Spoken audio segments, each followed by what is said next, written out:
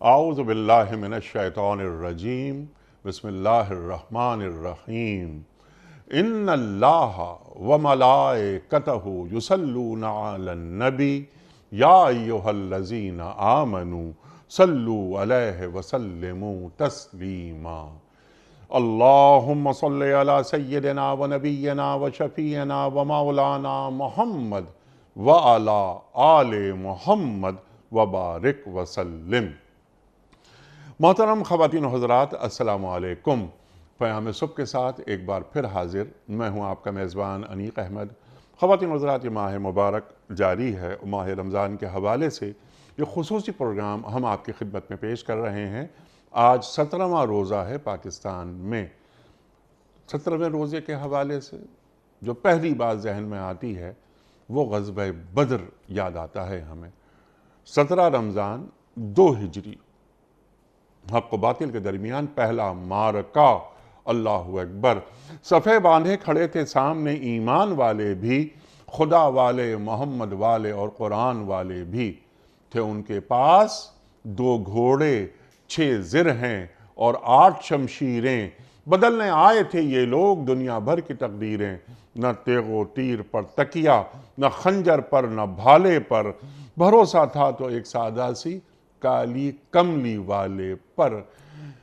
اللہ اکبر، اللہ اکبر۔ خواتین و حضرات، 14 صحابہ شہید ہوتے ہیں اور 70 کفار جہنم واصل ہو جاتے ہیں۔ سرکار دو عالم صلی اللہ علیہ وآلہ وسلم بدر کے میدان میں کھڑے ہو کر یہ فرماتے ہیں کہ اس جگہ کون مرے گا، اس جگہ کون مرے گا، اس جگہ کون مرے گا۔ یہ عتبہ یہاں مرے گا، شیبہ یہاں مرے گا۔ اللہ اکبر، اللہ اکبر۔ خواتین و حضرات، سرکار دو عالم صلی اللہ علیہ وآلہ وسلم جب کنویں میں ان کفار کی لاشوں کو ڈال رہے تھے تو آپ یہ فرماتے تھے کہ کیا میں نے تم تک دین کی تعلیم نہیں پہنچائی تھی؟ کیا میں نے تمہیں توحید کا پیغام نہیں پہنچایا تھا؟ کیا میں نے اپنی رسالت کی بات تمہیں نہیں بتائی تھی؟ تو حضرت عمر فاروق رضی اللہ تعالی عنہ فرماتے ہیں کہ سرکار دو عالم صلی اللہ علیہ وآلہ وسلم آپ یہ مردہ لوگوں کو سنا رہے ہیں؟ تو آپ صلی اللہ علیہ وآلہ وسلم فرماتے ہیں کہ یہ تم سے زیادہ سن رہے ہیں عمر رضی اللہ تعالی عنہ۔ اللہ اکبر، اللہ اکبر۔ یہ غزوہ بدر کی کیا اہمیت ہے، جو پہلی فاتحانہ پیش قدمی، اس کی کیا اہمیت ہے، غزوہ بدر سے پہلے کے حالات کیا تھے اور غزوہ بدر کے بعد جو فوری نتائج برآمد ہوئے وہ کیا رہے، اور جب غزوہ بدر لڑی جا رہی ہے فَلَمْ تَقْتُلُوهُمْ وَلَكِنَّ اللَّهَ قَتَلَهُمْ، آپ قتل نہیں کر رہے تھے، اللہ فرما رہا ہے کہ ہم قتل کر رہے تھے۔ وَمَا رَمَيْتَ إِذْ رَمَيْتَ وَلَكِنَّ اللَّهَ رَمَى، یہ آپ یہ کنکر نہیں پھینک رہے تھے، یہ ہم پھینک رہے تھے، یہ اللہ فرما رہا ہے قرآن کریم۔ خواتین و حضرات، نصرت الہی کسے کہتے ہیں؟ نصرت الہی کیسے آتی ہے؟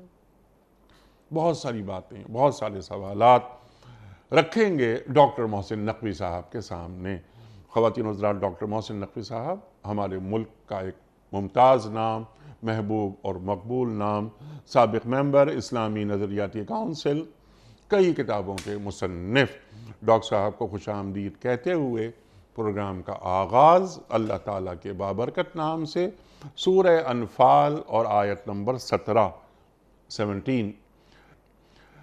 اعوذ باللہ من الشیطان الرجیم بسم اللہ الرحمن الرحیم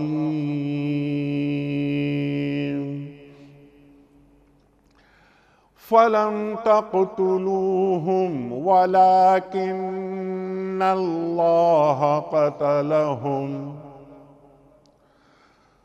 وَمَا رَمَيْتَ إِذْ رَمَيْتَ وَلَكِنَّ اللَّهَ رَمَى وَلِيُبْلِيَ الْمُؤْمِنِينَ مِنْهُ بَلَاءً حَسَنًا ان اللہ سمیع علیم۔ پس حقیقت یہ ہے کہ آپ نے انہیں قتل نہیں کیا بلکہ اللہ نے ان کو قتل کیا، اور اے نبی صلی اللہ علیہ وآلہ وسلم آپ نے نہیں پھینکا بلکہ اللہ نے پھینکا۔ تو یہ اس لیے تھا کہ اللہ مومنوں کو ایک بہترین آزمائش سے کامیابی کے ساتھ گزار دے۔ یقیناً اللہ سننے اور جاننے والا ہے۔ صدق اللہ العظیم۔ ڈاکٹر صاحب ارشاد فرمائیے، غزوہ بدر ہماری تاریخ میں غزوہ بدر کا کیا مقام ہے؟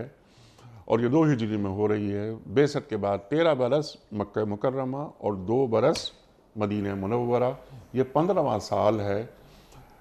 غزوہ بدر سے پہلے کے حالات اور غزوہ بدر کا مقام ارشاد۔ بسم اللہ الرحمن الرحیم۔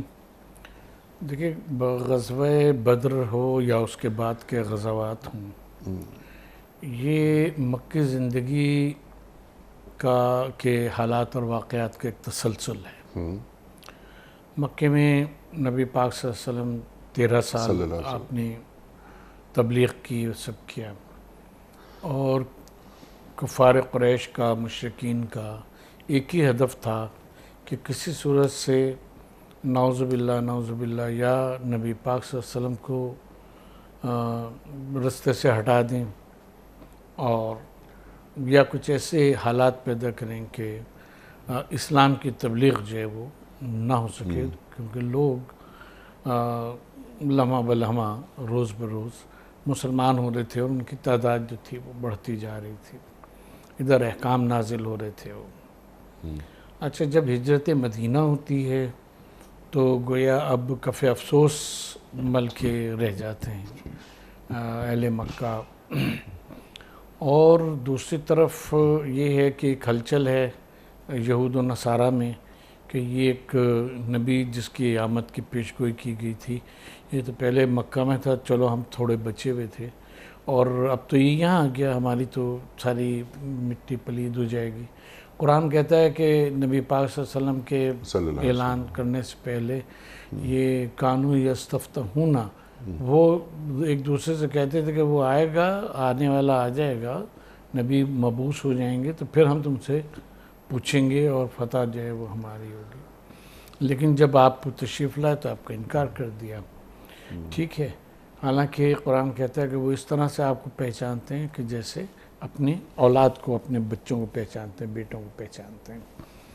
تو یہ ایک سیاسی اسٹنٹ تھا۔ پہلے ایک قوت تھی، یعنی اہل مکہ صرف تھے، اس میں کفار قریش اور مشرکین، اور اب جب یہاں آ گئے، مدینہ آ گئے، تو اسی کے لیے، اسی کے خلاف، اس مشن کے خلاف اور نبی پاک صلی اللہ علیہ وسلم کے ذات کے خلاف صلی اللہ علیہ وآلہ وسلم دو گروپ بن گئے، ساتھ ہو گئے، انہوں نے ہاتھ ملا لی، ایک یہود اور نصارہ کی صورت میں اور دوسرے کفار قریش کی صورت میں۔ تو یہ دونوں ایک دوسرے کی مدد کرنے والے اور ایک دوسرے کی حمایت کرنے والے، ایک دوسرے کو کمک پہنچانے والے، یہ ان کا وہ تھا۔ اب آپ دیکھیں کہ جب ایک مسٹیک کی بنیاد کے اوپر ان کا حضرمی کا قتل ہو جاتا ہے، اس کا، تو اس کو بنیاد بنا کر اور ایک مسلمانوں کے خلاف ایک مہم شروع کی جاتی ہے، اور وہ کیا جاتا ہے، اور قبائلی عصبیت کو جگایا جاتا ہے کہ اب تو ہمیں تو بدلہ لینا ہے۔ یہ جو ایک تاثر مستشرقین نے پیدا کیا ہے کہ رسول اللہ صلی اللہ علیہ وسلم مال کو لوٹنا چاہتے تھے، جو ابو سفیان کے قافلے سے آرا کے ذریعے سے آ رہا تھا، جس کی قیمت 50,000 دینار کے قریب بتائی گئی ہے۔ تو اور اس کو واحد وجہ بتایا جاتا ہے، اس کی نہ قرآن تائید کرتا ہے اور نہ ہی تاریخ جو ہے وہ اس کی تائید کرتی ہے۔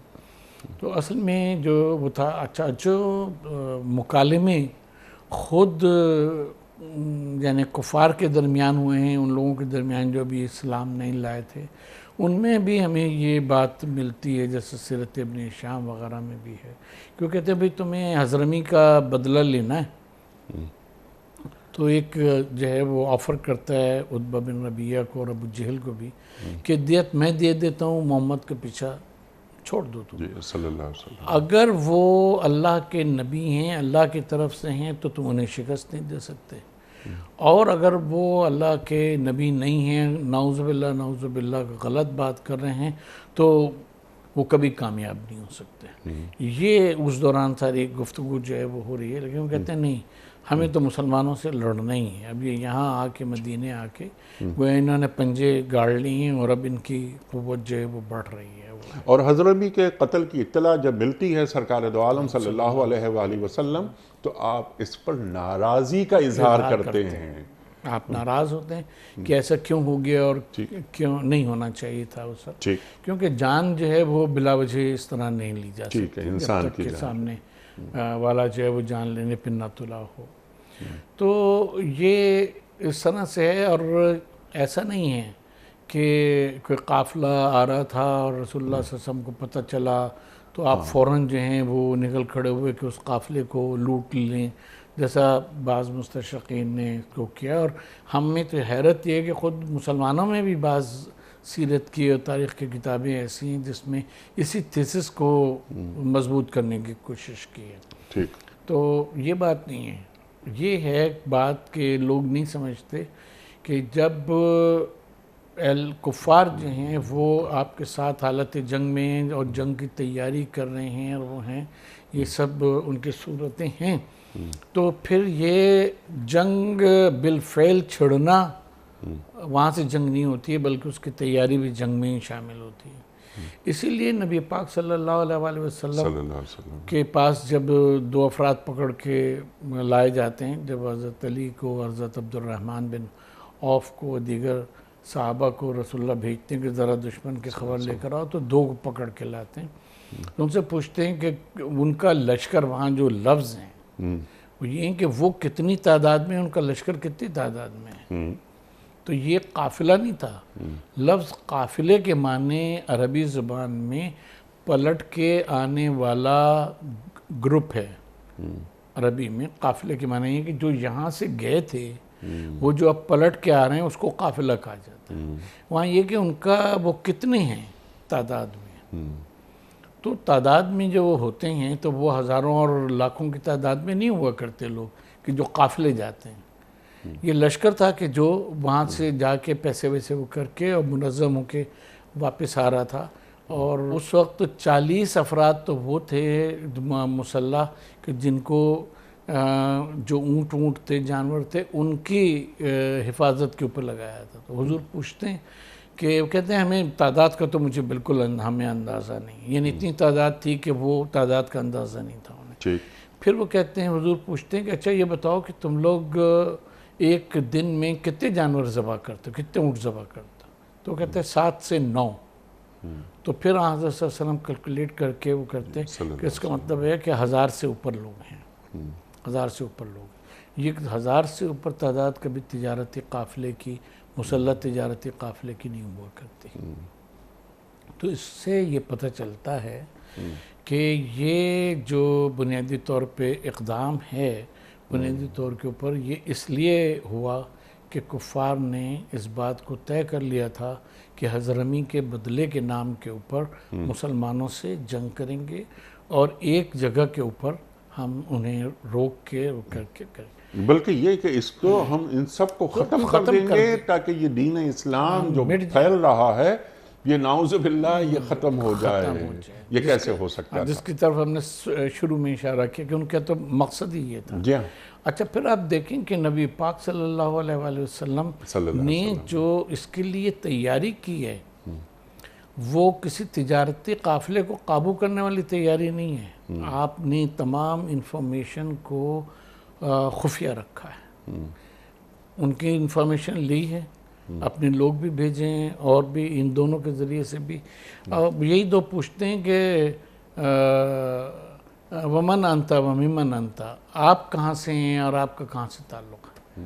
تو آپ فرماتے ہیں من مائن، ہم دریا نہر والے لوگ ہیں، اور وہاں سے یہ کہہ کے اور آپ چل دیتے ہیں، کیونکہ ظاہر ہے کہ مائے بدر آپ کی مراد مائے بدر تھی، کہ ہم اس وقت مائے بدر والے ہیں.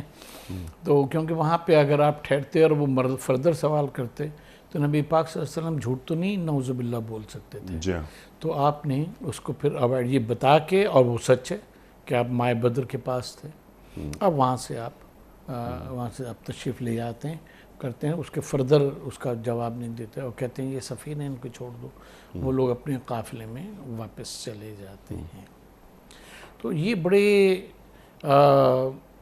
کہنا چاہیے اپنے اندر مواعظ اور بہت ہی عبر رکھنے والی وہ ہے. اور اس میں ایک اور امر کی طرف ہم اشارہ کر دیں، وہ یہ کہ جب آپ نے بدر کے قریب پڑاؤ کیا ہے تو پانی سے ذرا دور آپ نے پڑاؤ کیا تھا، اور اس میں پھر یہ ہوا کہ حباب بن منذر جو ہیں رضی اللہ عنہ، انہوں نے پوچھا یا رسول اللہ یہ آپ اپنی رائے سے کر رہے ہیں یا اللہ نے آپ کو حکم دیا ہے کہ یہاں پہ پڑاؤ کریں؟ کہا کہ نہیں، یہ تو وہ ہے، اپنے جنگ ہے اور جنگی لحاظ سے میں نے اپنی رائے سے یہاں پڑاؤ کیا. تو آپ فرماتے ہیں کہ نہیں، پھر آپ یہاں پہ نہ پڑاؤ کریں، تھوڑا پانی سے اور قریب ہو کے پڑاؤ کریں تاکہ یہ ہم پر پانی بند نہ کر دیں کفار قریش اور مسلمان کسی مشکل میں نہ پڑ جائیں. تو آپ نے اس رائے کو پسند فرمایا. وَأَمْرُهُمْ شُورَى بَيْنُهُمْ والی بات ہے کہ آپ نبی تھے، سب سے زیادہ علم والے تھے، سب سے زیادہ ذہین تھے، آپ کا امر نافذ تھا. اس سب کے باوجود آپ نے ایک صاحب رائے جو تھی اس کو قبول کیا اور آپ قریب جا کے پھر مائے بدر کے پاس قریب جا کے آپ رکے اور یہ جو مسلمانوں کا لشکر ہے وہاں پہنچا اور پانی کے پاس وہاں رکے. کل رن پڑنا ہے، کل مارکا.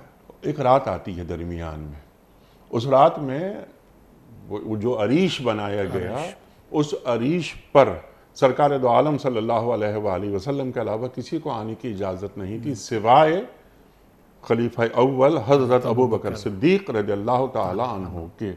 آپ کو دعائیں مانگ رہے ہیں، اللہ اکبر، کہ یہ 313 ہیں، یہ جمع پونجی بس یہ ہے، اے اللہ میں یہ لے آیا، اگر یہ آج مٹ گئے تو زمین پر تیرا نام لینے والا کوئی بھی نہیں بچے گا.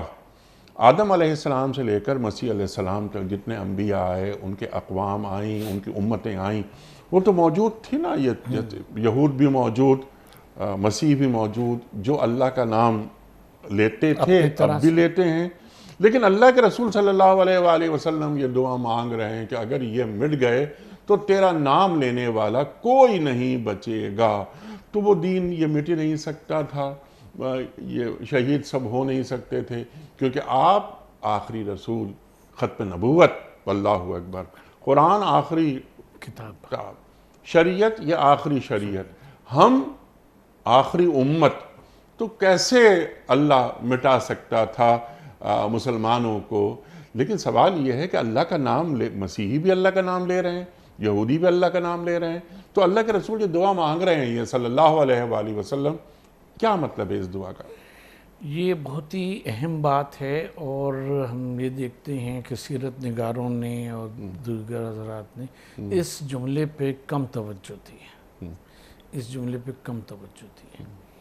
ہم کبھی کبھی اپنے لیکچرز وغیرہ میں کہتے ہیں کہ اللہ کو ماننا، اللہ کو ماننا اس کی کوئی اہمیت اور حیثیت نہیں ہے، کیونکہ گاڈ کو، خدا کو تقریباً تمام مذاہب والے، تقریباً کہ تمامی مذاہب والے مانتے ہیں. جی، ان کا اپنے اپنا پرسپیکٹیو ہے، اپنی اپنی وہ ہے ماننے کی. جیسا آپ نے فرمایا بھی کہ یہود اور نصارہ بھی مانتے، اور بلکہ یہود کو تو آج بھی اس بات کا زوم ہے کہ ہم توحید پرست ہیں، ہم توحید پرست ہیں. آج بھی وہ کہتے ہیں پہلی نیشن ہے کہ جو ابراہیم علیہ السلام نے توحید کا درس دیا تھا اور ہم اسی کو تک لے کے چل رہے ہیں. حالانکہ قرآن ان کے شرک کو بیان کرتا ہے کہ عزیر ابن اللہ کیوں کہتے ہیں کہ عزیر جو ہیں وہ اللہ کے. اس کے علاوہ ان کی پریکٹسز میں ہم بہت کچھ بیان کر سکتے ہیں کہ جو شرکیہ ہے، وہ سب ہم لوگوں کا موضوع نہیں. مسئلہ یہ ہے کہ ہمیں جو اللہ تبارک و تعالیٰ کو ماننا ہے وہ اس طرح سے ماننا ہے جس طرح سے اللہ تبارک تعالیٰ نے خود اپنا تعارف کروایا، اور پھر نبی پاک صلی اللہ علیہ وآلہ وسلم نے اللہ تبارک تعالیٰ کے بارے میں کا تعارف جس طرح سے کروایا، جس طرح سے ہمیں معرفت کروائی کہ اللہ کو ایسا ماننا ہے، اس طرح سے ماننا ہے۔ تو وہ اگر ماننا نہ ہو، اس طرح سے ماننا نہ ہو، تو وہ پھر شرک کی طرف انسان کو لے جاتا ہے، کیونکہ وہ پھر اپنے کنجیکچرز، اپنی گویا باتیں، اپنے تصورات جو ہیں وہ دین کے اندر انسان داخل کر دیتا ہے، اپنی تشریحات کو داخل کر دیتا ہے، اور جہاں اپنی تشریحات داخل کی تو انسان کا علم، اس کا مشاہدہ ہر چیز کمزور ہے، تو وہ تصور جو ہے توحید کا یا اللہ تعالیٰ کے وجود کا وہ باقی نہیں رہتا۔ اور یہی یہاں میں یہ کہنے کی اجازت دیجئے کہ یہی چیز ہے کہ جس کی بنا کے اوپر الہاد پھیلتا ہے، یعنی وہ اپنی ادراک اور حواس میں اس کو قید کر کے سوال کرتے ہیں ملحدین یا جو بھی یہ ایتھیسٹ طبقہ ہے، اور پھر ان کو اس کا جواب نہیں ملتا تو وہ اللہ کے تصور سے ہی باقی ہو جاتے ہیں۔ تو یہ چیز ہے جس کو نبی پاک صلی اللہ علیہ وآلہ وسلم اس کی نفی فرما رہے ہیں کہ پروردگار آج اگر یہ لوگ باقی نہ رہے تو ان 15 سال میں جو میں نے قل هو اللہ احد اللہ الصمد لم یلد ولم یولد جو تعارف کروایا ہے اللہ تبارک و تعالیٰ کا، وہ الہکم الہ واحد، تمہارا الہ جو ہے وہ ایک الہ ہے، اور پھر اس کے ساتھ ساتھ ان الشیطان لکم عدو مبین، شیطان تمہارا کھلا دشمن ہے جو تمہیں توحید کی راہ سے بھڑکاتا ہے اور وہ کرتا ہے، دوسرے تصورات کی طرف لے جاتا ہے۔ اگر آج یہ نہ رہے تو توحید کا وہ خالص، یہ لوگ نہیں رہیں گے تو توحید کا تصور خالص سے ہے وہ بھی نہیں رہے گا، اور تیری عبادت اس تصور کے تحت جو کی جانی چاہیے وہ نہیں کی جا سکے گی۔ سبحان اللہ، سبحان اللہ، سبحان اللہ، سبحان اللہ۔ اور اب قیامت تک اللہ تعالیٰ اور اللہ کے رسول صلی اللہ علیہ وآلہ وسلم کا تعارف وہی ہوگا جو اللہ کے رسول صلی اللہ علیہ وآلہ وسلم نے عطا فرما دیا۔ اس خدا کی عبادت قیامت تک ہوتی رہی کہ جس خدا کو متعارف کروا رہے ہیں محمد مصطفیٰ، احمد مصطفیٰ صلی اللہ علیہ وآلہ وسلم، توحید خالص، کوئی ملاوٹ نہیں، کوئی باپ بیٹا روح القدس وہ نہیں، کوئی عزیر اللہ کا بیٹا نہیں۔ اللہ اکبر، اللہ اکبر۔ تو وہ 313 کیسے مٹ سکتے تھے؟ ایسا ہو ہی نہیں سکتا تھا۔ تو آپ صلی اللہ علیہ وآلہ وسلم دعا مانگ رہے ہیں اور نصرت الہی طلب فرما رہے ہیں۔ اللہ اکبر۔ پھر اللہ تعالیٰ فرشتے نازل کرتا ہے۔ اللہ اکبر۔ فضائے بدر پیدا کر، فرشتے تیری نصرت کو اتر سکتے ہیں گردوں سے، قطار اندر قطار اب بھی۔ یہ نصرت الہی کیا ہوتی ہے اور یہ کب نازل ہوتی ہے؟ دیکھیں، اس میں ہم دو پہلو عرض کریں گے۔ پہلا پہلو تو یہ ہے کہ ان 313 کو بچانے کا مقصد توحید کو بچانا تھا۔ اللہ اکبر۔ اگر وہ توحید والے ہوتے تو اللہ تعالیٰ ان کو بچاتا بھی، توحید والے نہ ہوتے تو اللہ تعالیٰ ان کو بچاتا بھی نہ۔ ٹھیک ہے، اس کا مطلب یہ ہوا کہ ہم قلیل تعداد میں ہوں یا کثیر تعداد میں ہوں، اللہ تبارک و تعالیٰ ہمیں بچائے گا اسی وقت، ہم اس کی نصرت اسی وقت ہمیں حاصل ہوگی کہ جب ہم خالص توحید والے ہوں گے۔ اور اگر ہم خالص توحید والے نہیں ہیں، کہ جو ہمارے عقیدے میں نہیں ہے، ہمارے اعمال میں نہیں ہے، ہمارے افکار میں نہیں ہے، تو ہم اللہ تعالیٰ سے مدد کی توقع نہیں کر سکتے۔ توقع یعنی اللہ تعالیٰ نے ان 313 کو جو بچایا وہ اس لیے کہ وہ خالص اللہ تبارک و تعالیٰ پر بھروسہ کرنے والے تھے۔ چنانچہ قرآن مجید کی بھی تو آیت ہے نا کہ جب یہ سب کفار جمع ہو جائیں اور تم ان کو جمع دیکھو کہ اب یہ لڑیں گے، کہو حسبنا اللہ و نعم الوکیل، سبحان اللہ، کہ اللہ ہمارے لیے کافی ہے اور وہی سب سے بہتر وکالت کرنے والا، سب سے بہتر حفاظت کرنے والا۔ لیکن اس کے لیے ضروری ہے کہ حسبنا اللہ جو ہے وہ مضبوط ہو۔ تو اللہ کی مدد اس وقت آتی ہے، اللہ کی مدد ہمیشہ اس وقت آتی ہے کہ جب اللہ تبارک و تعالیٰ پہ کامل بھروسہ ہو اور اپنے ناقص ہونے پہ بھی کامل بھروسہ ہو۔ کہ ہم چاہے ہزاروں کی تعداد میں ہوں، ہم اسے باطل کو شکست نہیں دے سکتے، اور یہ بھی گویا کہ وہ ہو قوی یقین کہ اگر ہم کم ہیں اور اللہ والے ہیں تو یقیناً ہم ہی غالب ہوں اولئک گے. هم الغالبون، تو وہی جو ہیں وہ غالب ہونے والے ہیں. تو ہمیں کوئی شکست نہیں دے سکتا، کیونکہ اللہ تبارک و تعالیٰ جو ہے وہ ہمارے ساتھ ہے. اور یہی وہ موقع ہوتا ہے کہ جب یعنی رسول اللہ صلی اللہ علیہ وآلہ وسلم کے لیے جو آیہ مبارکہ آپ نے تلاوت فرمائی، تو اس میں آپ دیکھیں کہ اللہ تعالیٰ کی راہ میں جو کام کیا جاتا ہے اس کو اللہ تبارک و تعالیٰ اپنا کام قرار دیتے ہیں. رسول اللہ صلی اللہ علیہ وآلہ وسلم سے اور مسلمانوں سے کو یہ اعزاز حاصل ہے کہ فرمایا ہے کہ تم قتل نہیں کر رہے تھے، اللہ تبارک و تعالیٰ قتل کر رہا تھا، کیونکہ یہ اللہ کے حکم سے قتل کر رہے تھے، اور جو مدد آئی تھی وہ بھی اللہ کے حکم سے آئی تھی ان کو قتل کرنے کے لیے، ان کو قتل کریں گے. چنانچہ کفار نے اس بات کا اعتراف کیا ہے کہ ہم یہ دیکھتے تھے کہ کس طرح سے جو ہیں وہ سفید گھوڑوں والے اور سفید وہ آتے تھے اور کوڑے مار کے ہمیں کر دیتے تھے. اور یہ متعدد غزوات میں یہ واقعہ پیش آیا ہے اس میں بھی.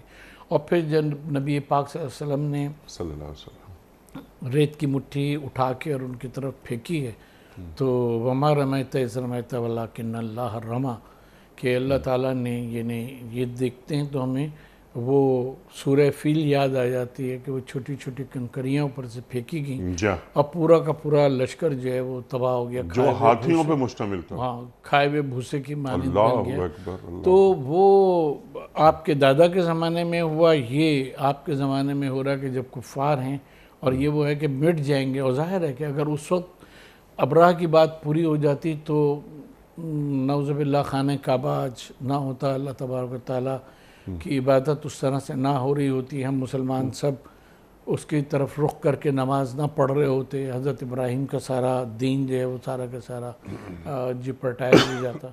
تو یہاں بھی یہ بات کی جا رہی ہے کہ یہ اللہ والے ہیں، تو اب جب تم ان کی طرف یہ کنکریاں پھینک رہے ہو تو یہ وہی کام کریں گی جو 13 ابابیل نے کام کی تھی، اور وہ بھی اللہ کے حکم سے تھا، یہ بھی اللہ کے حکم سے ہے. یہ تم نہیں پھینک رہے، یہ اللہ تبارک و تعالیٰ ان کی طرف پھینک رہا ہے. اور پھر اللہ تعالیٰ نے ان کی آنکھوں میں ایسی دھول گویا جھونکی کہ وہ جو تھے شکست کھا گئے، اللہ اکبر. برباد ہو گئے. اللہ اکبر.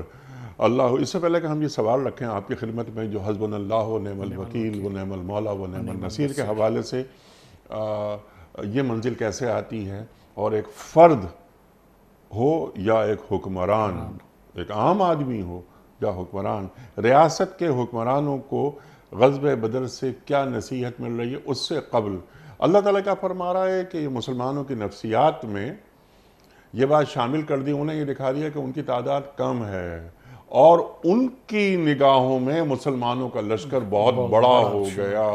تو یہ بھی اللہ کی مدد، اللہ کی نصرت کا ایک ذریعہ تھا. بالکل. دیکھیں ایسا ہوتا ہے، اور ہم آپ جانتے ہیں کہ جب پرسیپشن بدل جائے، جی جب پرسیپشن بدل جائے تو انسان کا اقدام بدل جاتا ہے. جی. تو اس میں یہ جو ہے، اور یہ قرآن مجید کا جز ہے یہ بات جو آپ نے جی فرمائی کہ بھائی مسئلہ یہ ہے کہ کفار جو ہیں یا غیر مسلم، آپ اس کو آج کی زبان میں یہ کہہ لیں کہ جو نان مسلم قوتیں ہیں، جی وہ مسلمانوں کی قوت کا کیا اندازہ لگاتی ہیں.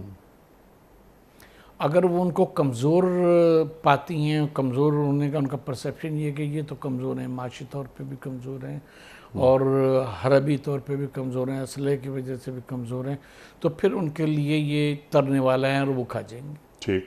اور اگر ان کا پرسیپشن یہ بن جاتا ہے کہ نہیں بھئی یہ بھی تو ایٹمی طاقت ہے، اس کے پاس بھی تو ایک سے ایک میزائل ہیں، ایک سے ایک طیارے ہیں، ایک سے ایک فائٹرز ہیں وہ موجود ہیں، اور پھر پاک فوج جو پاکستان کی فوج ہے، یہ مسلمانوں کی فوج ہے، وہ دنیا کی چند بہترین افواج میں سے دنیا کی ہے، تو پھر ان کو ظاہر ہے کہ وہ ترنے والا نہیں سمجھ سکتے. اب یہاں ظاہر اس زمانے کی اسٹریٹجی کے لحاظ سے اللہ تبارک تعالیٰ نے ان کا پرسیپشن ہی بدل دیا، ان کا پرسیپشن ہی بدل دیا. جیسے ہم نے ایک گفتگو نقل کی کہ وہ کہتے ہیں بھئی اگر نعوذ باللہ محمد کی بات غلط ہے تو خود ہی یہ شکست کھا جائیں گے. لیکن ہم یہ دیکھ رہے ہیں کہ یہ اللہ کی بات کرنے والا ہے تو اللہ تعالیٰ اس کی مدد کرے گا، لہٰذا تم حضرمی کا خون بہا لے کے چلے جاؤ. لیکن وہ لوگ نہیں مانتے. لیکن ہوا کیا؟ پھر اللہ تبارک تعالیٰ نے ان کا پرسیپشن مسلمانوں کے بارے میں بدل دیا. یہ تھوڑے تھے، ان کو بہت نظر آنے لگے. اب وہ بہت تھے اور مسلمانوں کو پرسیپشن یہ ہوا کہ یہ تھوڑے سے ہیں. تو یہ بہت بڑی نصرت تھی، کیونکہ اگر وہ اپنی اصل تعداد میں اور اصل اس میں مسلمانوں کو نظر آتے تو ہو سکتا ہے کہ مسلمان نفسیاتی طور کے اوپر ڈھیلے پڑ جاتے، اور نفسیاتی طور پہ کمزور پڑتے تو پھر وہ اسٹریٹجی جو تھی وہ بھی کام نہیں آتی. تو آج بھی یہ ہے کہ وَعَدُّوا لَهُم مَا اسْتَطَعْتُم والی بات کہ اپنے آپ کو تو بہترین تم وہ کرو، لیکن اللہ تبارک و تعالیٰ پہ بھروسہ رکھو کہ وہ تمہیں کتنا قوی ظاہر کرتا ہے اور ان کو کتنا کمزور ظاہر کرتا ہے. سبحان اللہ، سبحان اللہ. اسلحہ، دفاعی حکمت عملی وغیرہ وغیرہ سب کچھ بہت زیادہ ہونے چاہیے، لیکن یہ اسباب ہونے کے باوجود نتیجہ مسبب الاسباب پر حسبنا اللہ و نعم الوکیل کی جو آپ نے بات فرمائی، اس پر ہم یہ آپ سے بات کروائیں گے آگے جا کے کہ ایک مسلم ریاست کی نفسیات میں اور ایک سیکولر ریاست کی نفسیات میں کیا فرق ہوتا ہے. کہ ہم تو اللہ کو پامردی مومن پہ بھروسہ، ابلیس کو یورپ کی مشینوں کا سہارا. یہ اقبال فرما رہے ہیں ہم اللہ پہ بھروسہ کرتے ہیں، اللہ کو پامردی مومن پہ بھروسہ. اللہ مومن کی شجاعت بہادری پہ بھروسہ کر رہا ہے، تو مومن کو بزدل نہیں ہونا چاہیے. اللہ اکبر، اللہ اکبر. اب سوال سمپل سا آپ کی خدمت میں یہ ہے کہ غزوہ بدر کی روشنی میں اب شہادت ایک بہت بڑا موضوع ہے. جذبہ شہادت اندر ہوتا ہے مسلمان کے، شوق شہادت، جذبہ جہاد. اللہ کے رسول صلی اللہ علیہ وآلہ وسلم کا ارشاد ہے کہ قیامت تک جہاد معطل نہیں ہوگا. ٹھیک ہے، یہ اللہ کے رسول فرما رہے ہیں صلی اللہ علیہ وآلہ وسلم. تو یہ جو غزوہ بدر ہے، جو پہلا مارکہ ہے، پہلی فاتحانہ پیش قدمی ہے، ایک فرد کی اصلاح کس انداز سے کرتی ہے، یا ایک سبق، ایک نصیحت، ایک روشنی ایک عام آدمی کو، اور ایک جو مسلمان حکمران ہے اس کے لیے اس میں کیا نصیحت ہے؟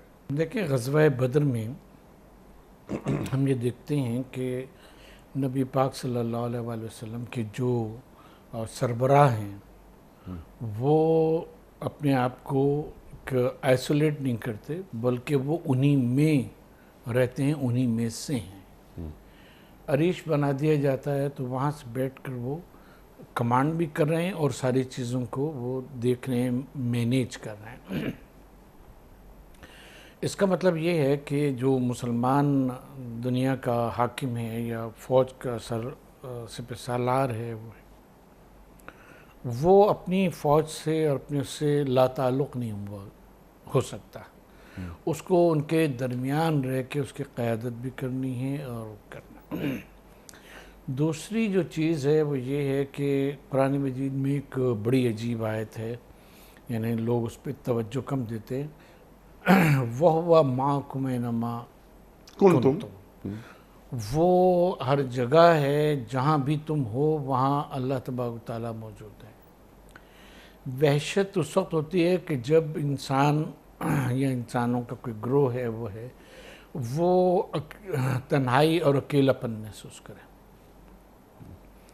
اللہ تبارک و تعالیٰ ہر مسلمان کی رگ گردن سے، ہر انسان کی رگ گردن سے قریب ہے، خاص طور پہ مسلمان کی رگ گردن سے قریب ہے، اس کے ساتھ ہے. تو جب انسان کو یہ وہ ہوتا ہے کہ وَهُوَ عَلَىٰ كُلِّ شَيْءٍ قدیر، کہ وہ ہر شے پر قادر ہے، اللہ تبارک و تعالیٰ ہر شے پر قادر ہے، وہ کن کہہ کے نیست کو ہست اور ہست کو نیست کر سکتا ہے، وہ ہے، اور وہ اس کے ساتھ ہے. جو بھی معرکہ ہے، جو بھی درپیش ہے، تو پھر اس میں کسی قسم کی بزدلی، جبن وہ راہ نہیں پاتی.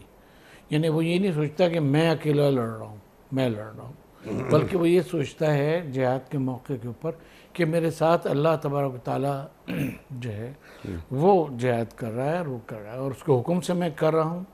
تو یہاں پہ ایک اور تصور اس کے ذہن میں یہ آتا ہے، اور وہ نفسیات کا جز بنتا ہے مجاہد کی، کہ میں جو کام بھی اللہ کے حکم سے کرتا ہوں وہ اس میں اللہ تعالیٰ کی توفیق اور اس کا فضل جو ہے وہ ہمیشہ میرے شامل حال ہوتا ہے۔ یہاں تک کہ میں اگر کسی فقیر کو، کسی سائل کو 2 پیسے دے رہا ہوں تو وہ اللہ کے ہاتھ میں پہلے جاتا ہے، بعد میں اس کے پاس آتا ہے۔ کسی کو کھانا کھلا رہا ہوں تو وہ اللہ کے ہاتھ میں پہلے جاتا ہے، اس کے ہاتھ میں۔ تو جب اس کے دین کے بقا کے لیے وہ لڑتا ہے تو اس کو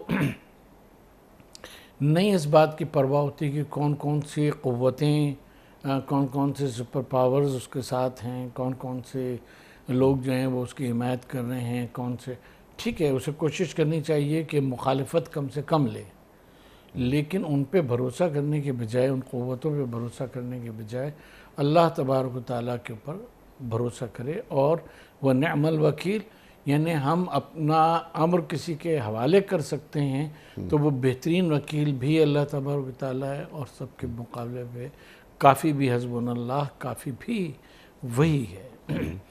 تو مسلمان حکمران ہو یا اسی کا کہتے ہیں عام ملت اسلامیہ کا فرد ہو، یا غازی ہو، غزوہ کرنے والا، اللہ تعالیٰ کے راہ میں لڑنے والا، کہ جس کے اس کے ذہن میں یہ نہ ہو کہ میں قتل کر دیا جاؤں گا، کیونکہ یہ وہ لوگ ہیں، قرآن کہتا ہے کہ یقتلون و یقتلون، یہ قتل بھی کر دیے جاتے ہیں، قتل کرتے بھی ہیں، کیونکہ ان کے لیے تو یہ ایک درجہ ہے کہ فوری وہ اللہ تبارک و تعالیٰ کے اس میں پہنچ جاتے ہیں، اور عند ربہم یرزقون، پھر ان کو رزق جو ہے وہ بھی اللہ تبارک و تعالیٰ کی طرف سے ملتا ہے، اور حیات ابدی حاصل ہو جاتی ہے۔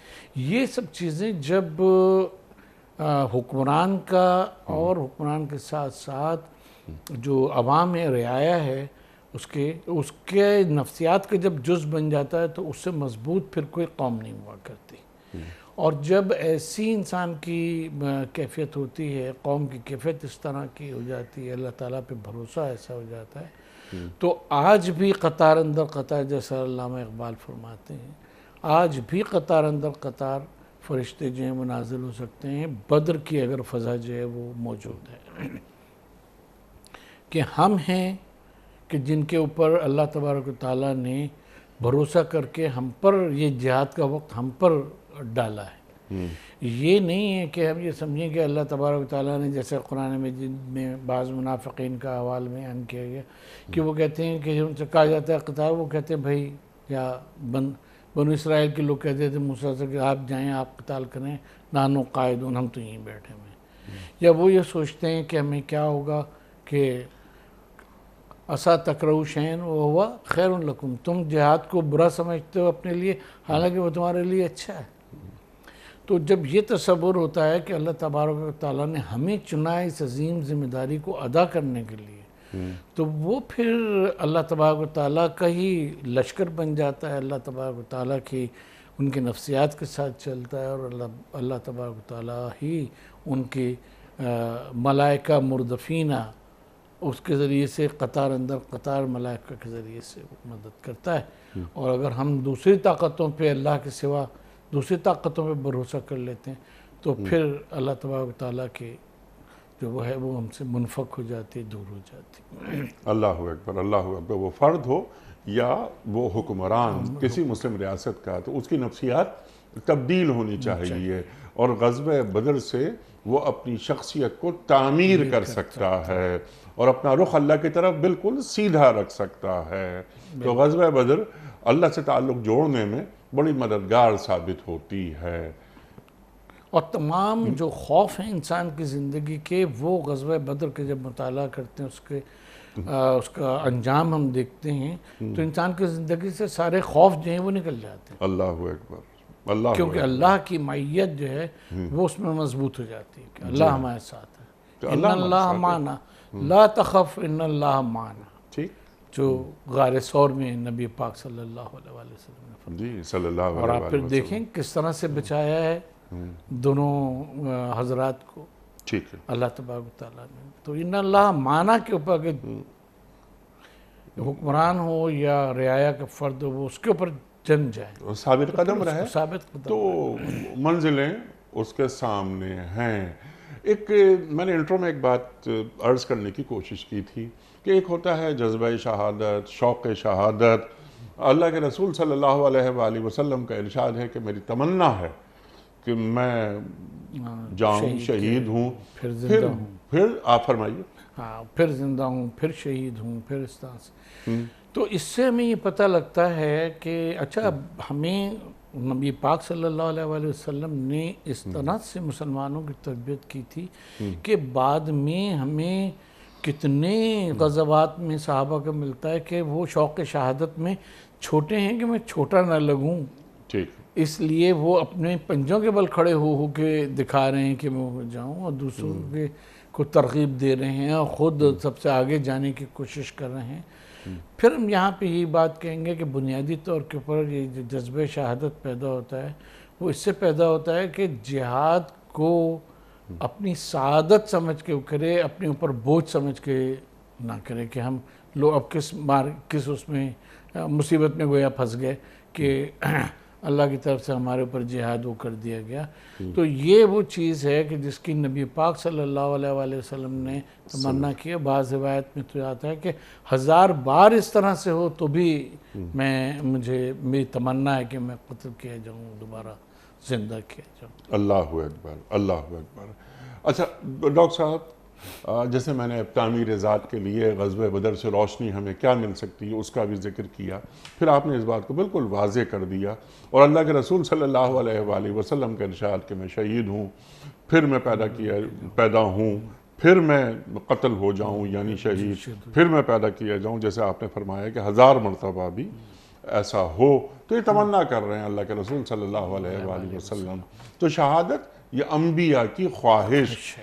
کیا من حیث الامہ ہم اپنی امت کے اندر یہ جذبہ پیدا کرنے کی کوئی کوشش کر رہے ہیں؟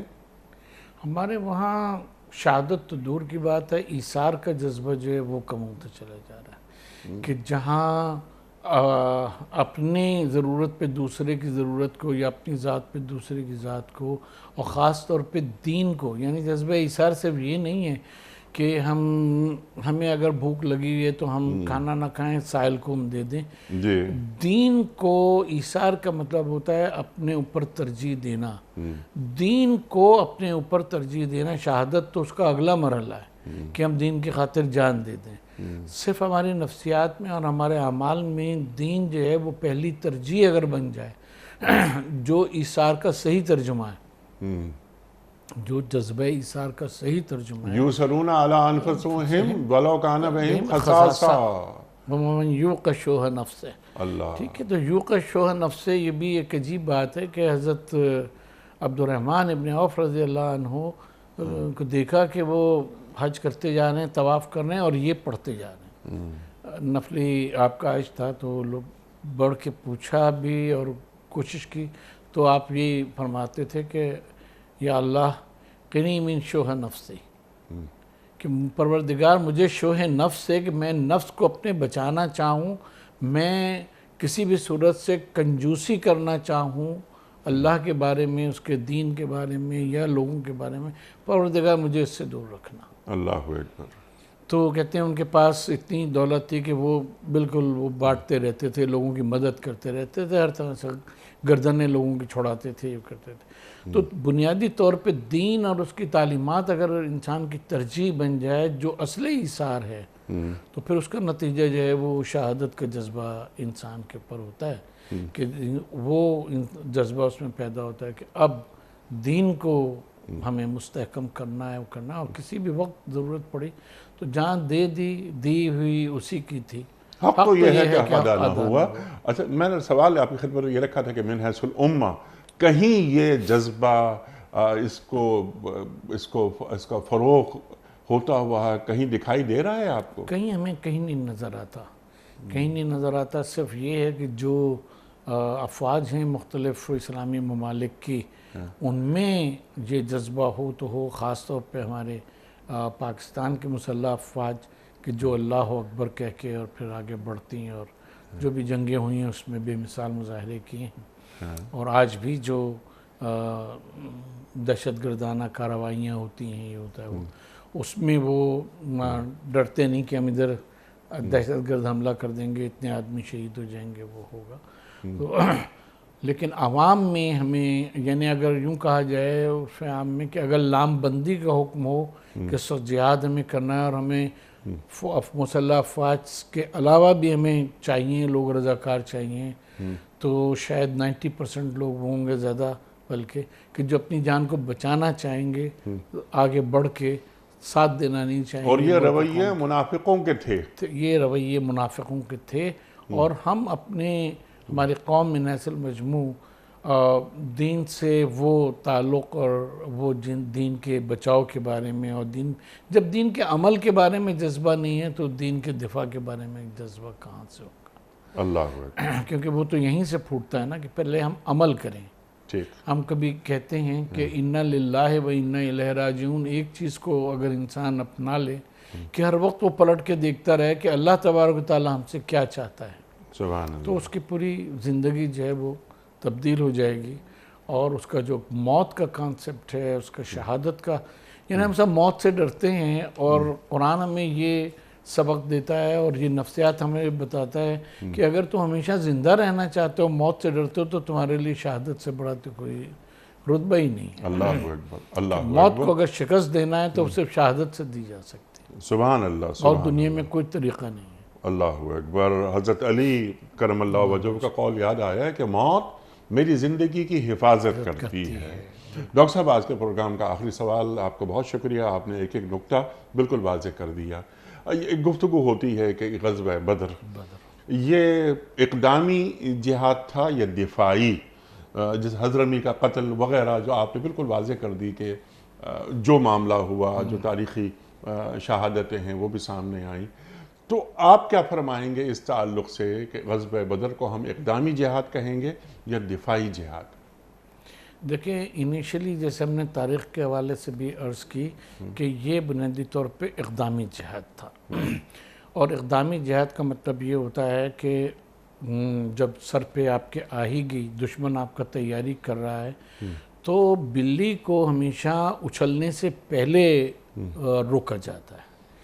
دفاع جو ہے وہ ہمیشہ یا اپنے آپ کو تیار کیا جاتا ہے، ڈیٹرنس پیدا کی جاتی ہے کہ دوسرا حملہ آور نہ ہو سکے. تو نبی پاک صلی اللہ علیہ وسلم کا جو اقدام ہے ادھر سے بھی اقدام تھا. تو نبی پاک صلی اللہ علیہ وسلم نے اقدام کیا اس کو روکنے کے لیے، پھر اس کو شکست دینے کے لیے. تو یہ یک طرفہ طور کے اوپر یہ نہیں تھا کہ آپ بس بیٹھے ہوئے تھے اور آپ دفاع کرنا چاہتے تھے. نہیں، جب دشمن آپ کے سامنے ہے تو آپ کو اس کے خلاف اقدام کرنا ہے. سبحان اللہ. اور اس کے لیے آپ نے پوری اسٹریٹجی جو تھی وہ بنائی. اور جب انسان معرکہ جنگ میں ہوتا ہے تو اس میں پھر یہ کہ کفار کا جو مال ہے اس پہ قبضہ نہ کیا جائے، لوٹا نہ جائے، جو اس کے آداب ہیں، آداب حرب، وہ سب کے سب ہمیں دیکھتے ہیں غزوہ بدر میں پورے ہوئے. اور یہ اسلام دشمن طاقتیں ہیں کہ جنہوں نے اس کے لیے یہ وہ کر دیا، یا یہ ایک پروپیگنڈا کیا کہ رسول اللہ صلی اللہ علیہ وسلم کا ہر جہاد جو تھا وہ دفاعی تھا، کوئی اقدامی جہاد آپ نے نہیں کیا. نہیں، دفاع جو ہے وہ اقدام میں ہی چھپا ہوا ہوتا ہے. یعنی دنیا کی کوئی جنگ ایسی نہیں ہے کہ جس میں دفاع جو ہے انسان کا اقدام میں نہ چھپا ہو. ٹھیک. تو اقدام ہوگا تو آپ اپنے آپ کا دفاع کر پائیں گے، اگر اقدام نہیں ہوگا تو آپ کو محفوظ بنا پائیں گے. 13 برس ڈاکٹر صاحب مکی زندگی، کوئی آیت مقاتلے کے تعلق سے، قتال کے تعلق سے نہیں اترتی. لیکن جوں ہی سرکار دو عالم صلی اللہ علیہ وآلہ وسلم اور یہ قدسی نفوس تشریف لاتے ہیں مدینہ منورہ، تو جو پہلی وحی نازل ہو رہی ہے، اُذِنَ لِلَّذِينَ يُقَاتَلُونَ بِأَنَّهُمْ ظُلِمُوا. اللہ اکبر. اجازت دے رہا ہے اللہ کہ ہاں اب مقاتلہ کرو، اور مکے میں ہاتھ باندھ کے رہو، جوابی کارروائی نہیں کرنی. انہوں نے بھی کوئی مسلح کارروائی نہیں کی نا ان قبائل نے. جی جی. جو مکے کے قبائل تھے جی، انہوں نے مکے زندگی میں حضور کے خلاف کوئی مسلح کارروائی اس طرح سے کہ مسلمان جو امت تھی اس وقت کی، اس کے خلاف کوئی اقدام نہیں کیا. جب یہاں آ گئے تو اب ظاہر اللہ تعالیٰ علیم و خبیر ہے، اس سے زیادہ کون جاننے والا ہے کہ اب یہ یہود اور نصارہ اور یہ تینوں قوتیں مل کے مسلمانوں کو ہو ہی نہیں سکتا کہ ان کو جنگ میں مبتلا نہ کریں، ٹھیک، لہٰذا اس حکم کو مرتفع کیا گیا اور یہ حکم جو ہے وہ دیا گیا۔ سبحان اللہ سبحان اللہ۔ ڈاکٹر صاحب آپ کا بڑا شکر گزار، بڑا ممنون، آپ تشریف لائے اور ہمیشہ کی طرح آج بھی ہم نے آپ سے بہت سیکھا۔ خواتین و حضرات، آج کے پروگرام کا وقت مکمل ہوا۔